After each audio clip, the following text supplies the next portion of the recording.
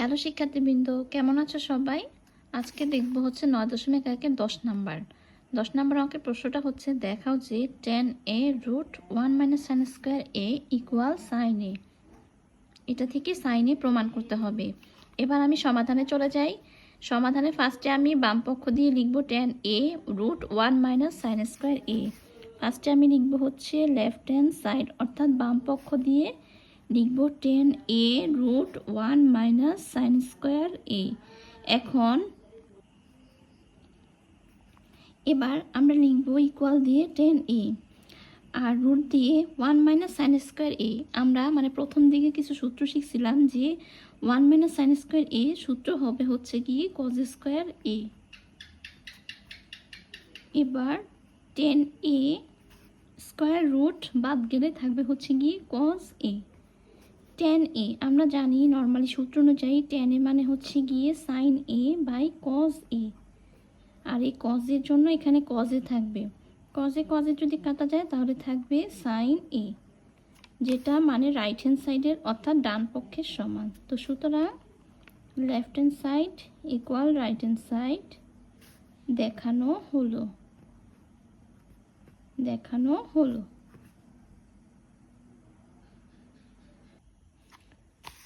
11 number প্রশ্নটা হচ্ছে, দেখাও যে sec a plus tan a divided by cosec a plus cot a equal cosec a minus cot a divided by sec a minus tan a। সমাধানে left hand side দিয়ে এই অংশটা লিখব। এখন সমাধান করার জন্য আমাকে কি করতে হবে? এখানে আমি উপরে নিচে কিছু দ্বারা গুণ করব। যেমন ফার্স্টে আমি এখানে লিখব sec a plus tan a, নিচে লিখব cosec a plus cot a।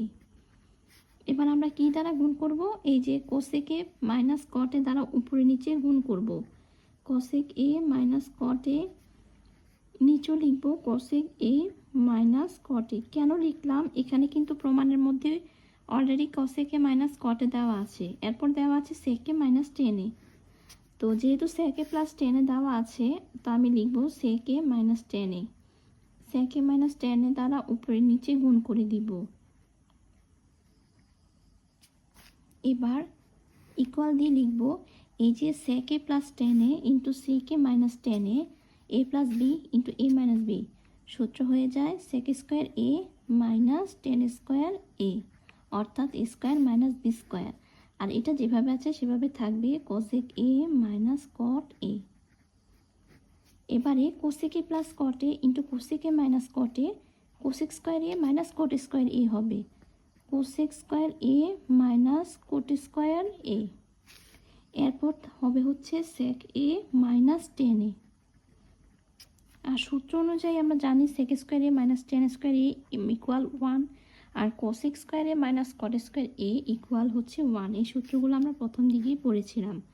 আর এখানে cosec a minus cot a, নিচে sec a minus tan a যেভাবে আছে সেভাবে বসে যাবে।